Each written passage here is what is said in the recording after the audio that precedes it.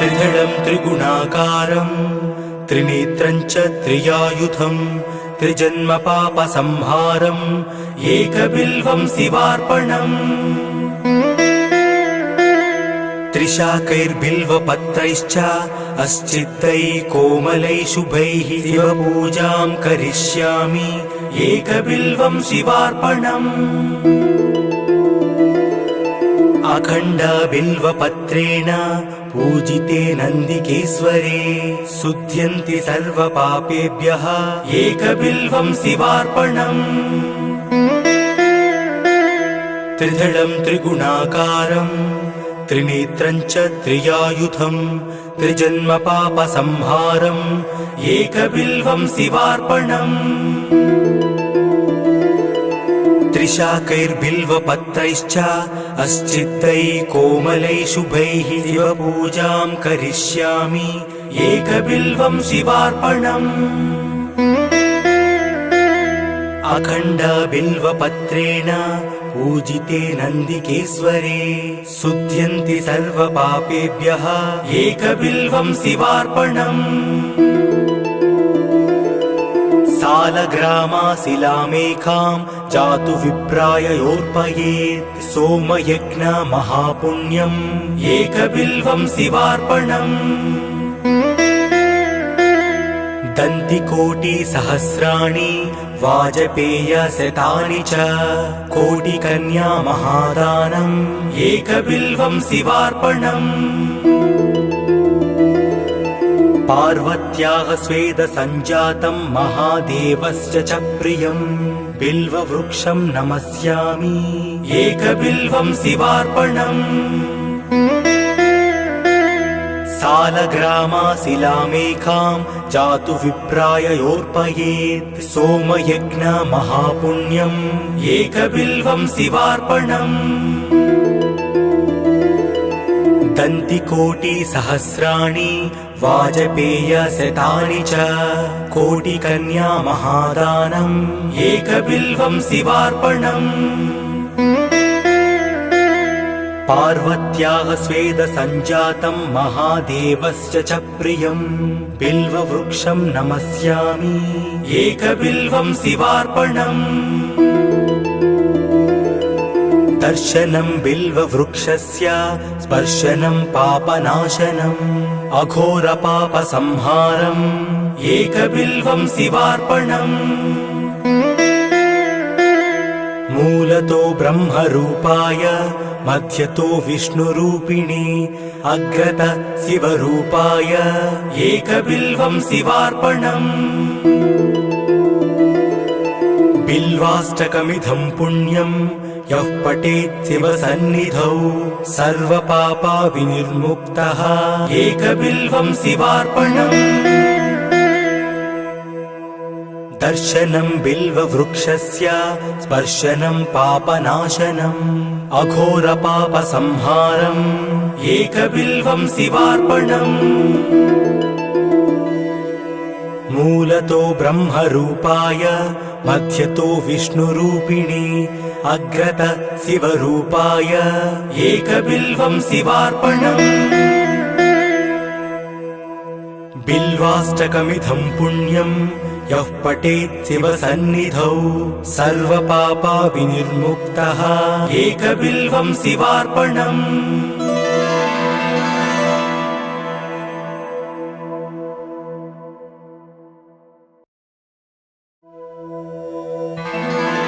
त्रिदलं त्रिगुणाकारं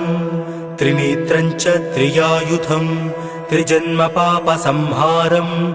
एकबिल्वं शिवार्पणम्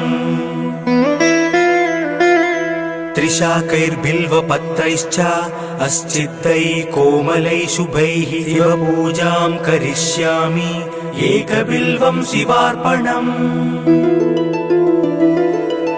अखण्डबिल्वपत्रेण पूजिते नन्दिकेश्वरे शुध्यन्ति सर्वपापेभ्यः एकबिल्वं शिवार्पणम् त्रिदलं त्रिगुणाकारं त्रिनेत्रं च त्रियायुधं त्रिजन्म पापसंहारम् एकबिल्वं शिवार्पणम्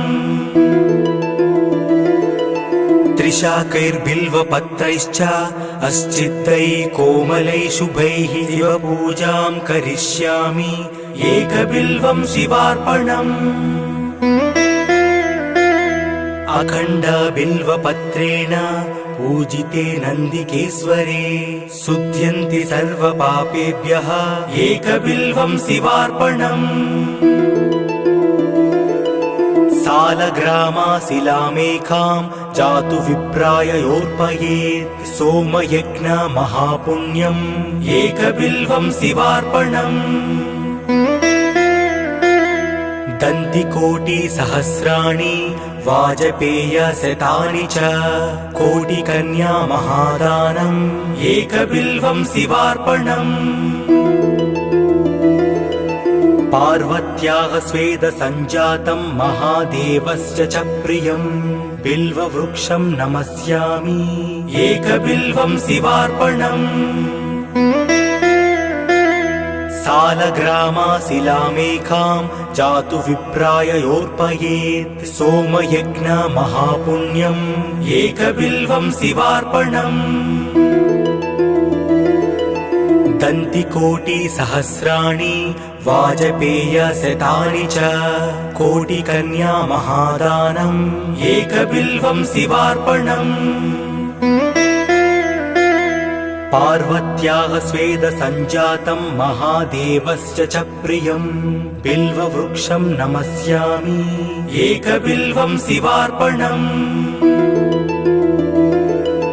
दर्शनं बिल्ववृक्षस्य स्पर्शनं पापनाशनम् अघोरपापसंहारम् एकबिल्वं शिवार्पणम् मूलतो ब्रह्मरूपाय मध्यतो विष्णुरूपिणे अग्रत शिवरूपाय एकबिल्वं शिवार्पणम् बिल्वाष्टकमिदं पुण्यं यः पठेत् शिवसन्निधौ सर्वपापविनिर्मुक्तः एकबिल्वं शिवार्पणम् दर्शनं बिल्ववृक्षस्य स्पर्शनं पापनाशनम् अघोरपापसंहारम् एकबिल्वं शिवार्पणम् मूलतो ब्रह्मरूपाय मध्यतो विष्णुरूपिणे अग्रत शिवरूपाय एकबिल्वं शिवार्पणम् बिल्वाष्टकमिदं पुण्यं यः पठेत् शिवसन्निधौ सर्वपापविनिर्मुक्तः एकबिल्वं शिवार्पणम्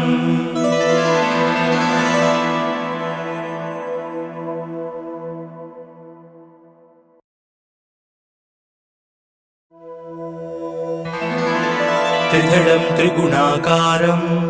त्रिनेत्रं च त्रियायुधं त्रिजन्मपापसंहारम् एकबिल्वं शिवार्पणम् त्रिशाकैर्बिल्वपत्रैश्च अश्चित्तैः कोमलैः शुभैः शिवपूजां करिष्यामि एकबिल्वं शिवार्पणम् अखण्डबिल्वपत्रेण पूजिते नन्दिकेश्वरे शुध्यन्ति सर्वपापेभ्यः एकबिल्वं शिवार्पणम् त्रिदलं त्रिगुणाकारं त्रिनेत्रं च त्रियायुधं त्रिजन्मपापसंहारम् एकबिल्वं शिवार्पणम् त्रिशाकैर्बिल्वपत्रैश्च अश्चित्तैः कोमलैः शुभैः शिवपूजां करिष्यामि एकबिल्वं शिवार्पणम् अखण्डबिल्वपत्रेण पूजिते नन्दिकेश्वरे शुध्यन्ति सर्वपापेभ्यः एकबिल्वं शिवार्पणम् सालग्रामाशिलामेकां जातु विप्राययोर्पयेत् सोमयज्ञ महापुण्यम् एकबिल्वं शिवार्पणम् दन्तिकोटिसहस्राणि वाजपेयशतानि च कोटिकन्या महादानम् एकबिल्वं शिवार्पणम् पार्वत्याः स्वेदसञ्जातं महादेवस्य च प्रियं बिल्ववृक्षं नमस्यामि एकबिल्वं शिवार्पणम् सालग्रामाशिलामेकां जातु विप्राय योर्पयेत् सोमयज्ञ महापुण्यम् एकबिल्वं शिवार्पणम् दन्तिकोटिसहस्राणि वाजपेयशतानि च कोटिकन्या महादानम् एकबिल्वं शिवार्पणम् पार्वत्याः स्वेदसञ्जातं महादेवस्य च प्रियं बिल्ववृक्षं नमस्यामि एकबिल्वं शिवार्पणम् दर्शनं बिल्ववृक्षस्य स्पर्शनं पापनाशनम् अघोरपापसंहारम् एकबिल्वं शिवार्पणम् मूलतो ब्रह्मरूपाय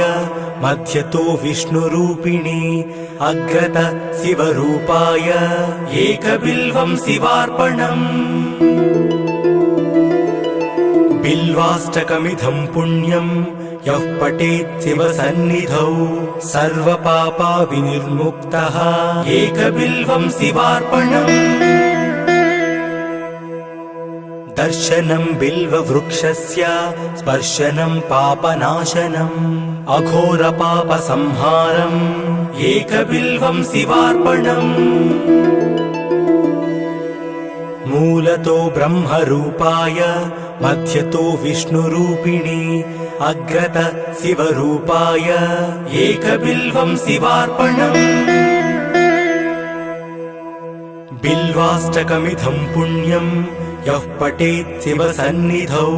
सर्वपापविनिर्मुक्तः एकबिल्वं शिवार्पणम्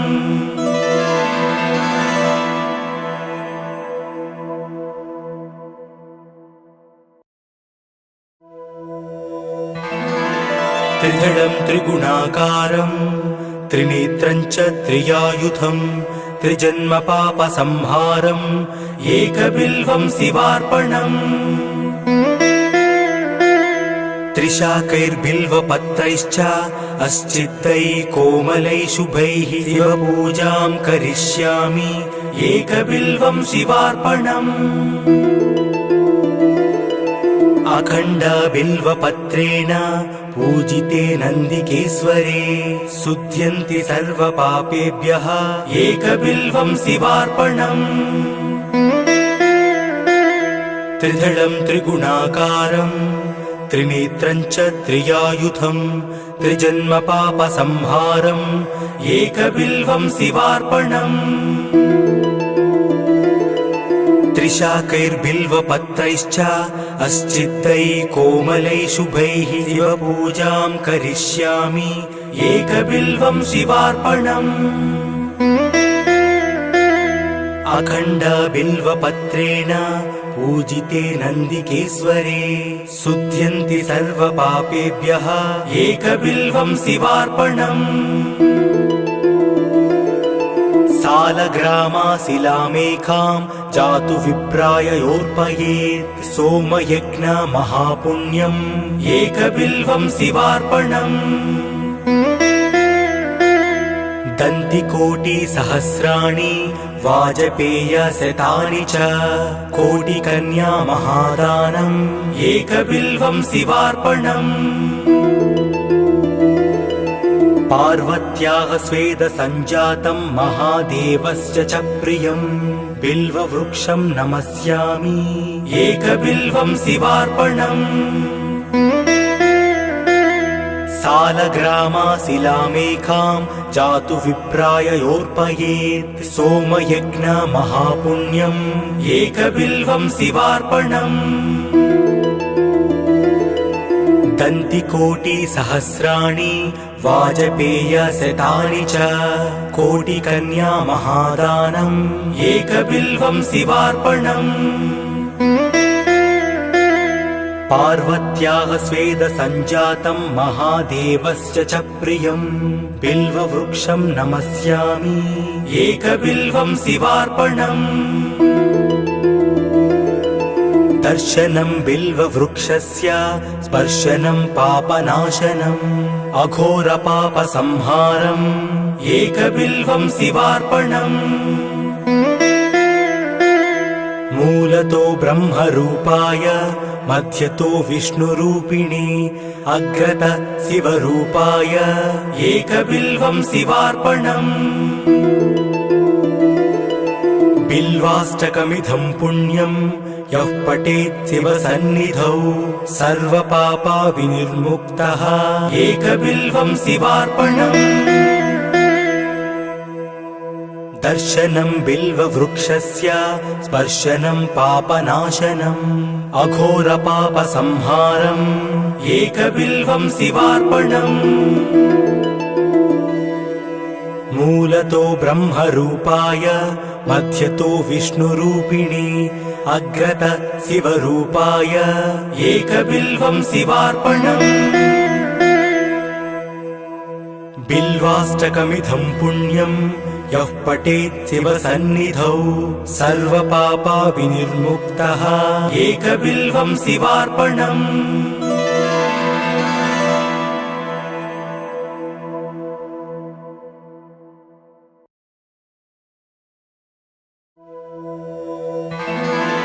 त्रिदलं त्रिगुणाकारं त्रिनेत्रं च त्रियायुधं त्रिजन्मपापसंहारम् एकबिल्वं शिवार्पणम् त्रिशाकैर्बिल्वपत्रैश्च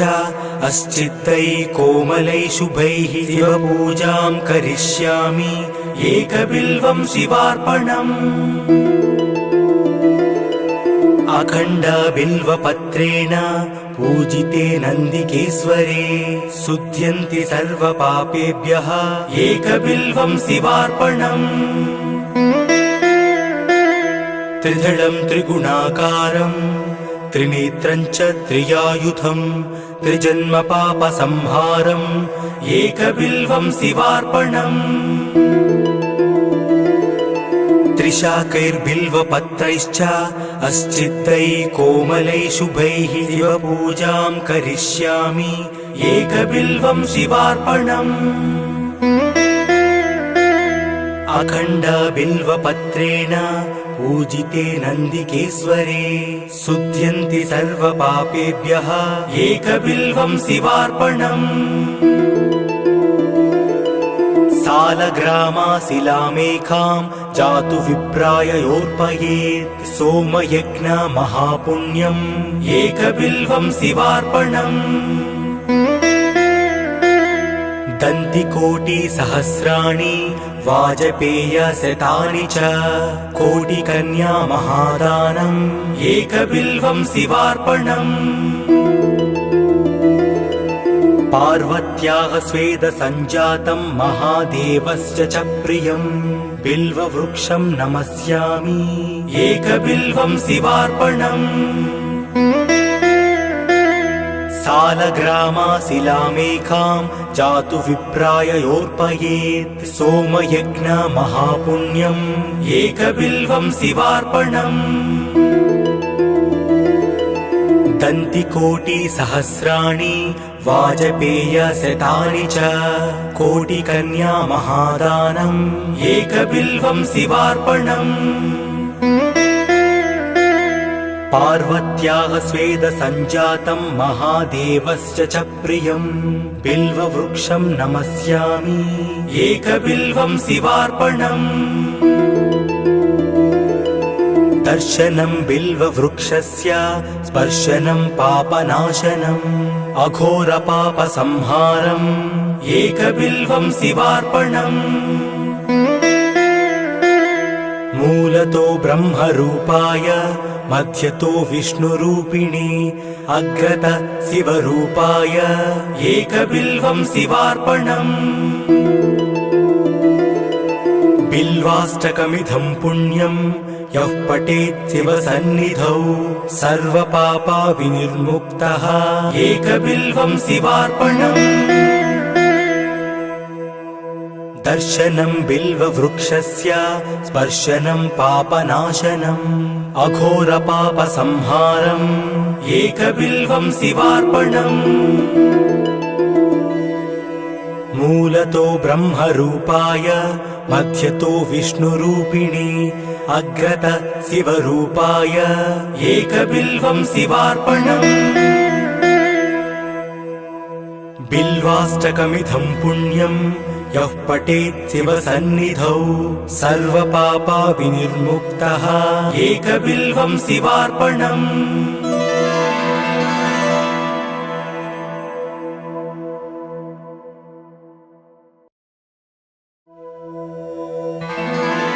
त्रिदलं त्रिगुणाकारं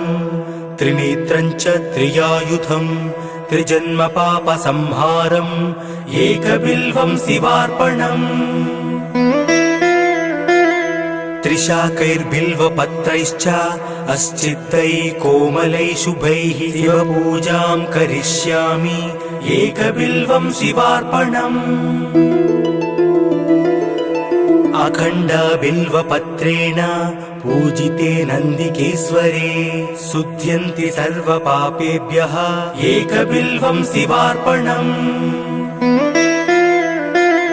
त्रिदलं त्रिगुणाकारं त्रिनेत्रं च त्रियायुधं त्रिजन्मपापसंहारम् एकबिल्वं शिवार्पणम्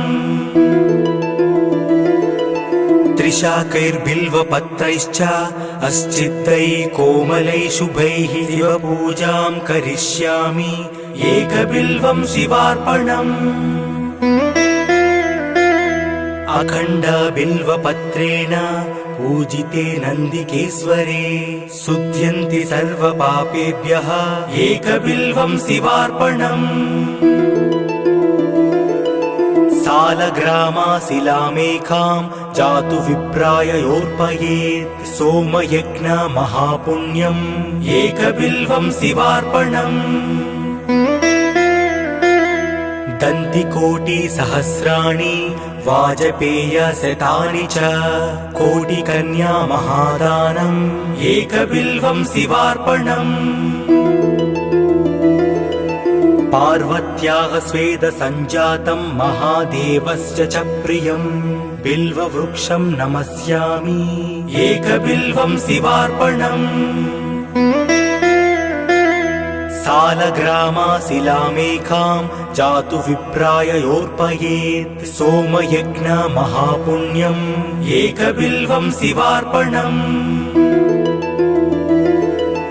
दन्तिकोटिसहस्राणि वाजपेयशतानि च कोटिकन्या महादानम्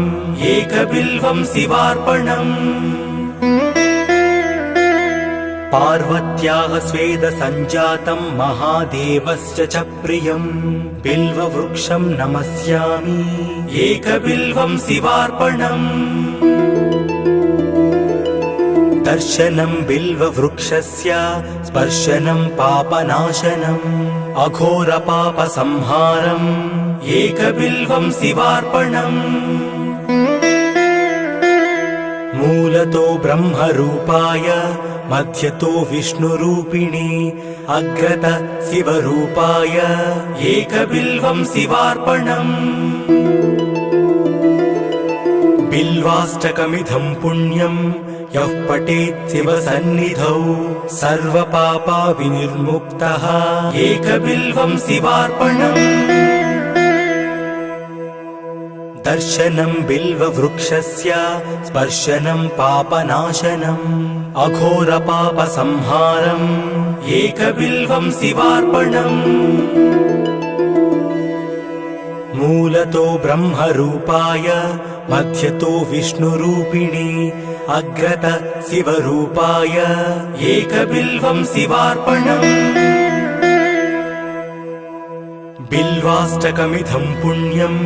यः पठेत् शिवसन्निधौ सर्वपापा विनिर्मुक्तः एकबिल्वं शिवार्पणम्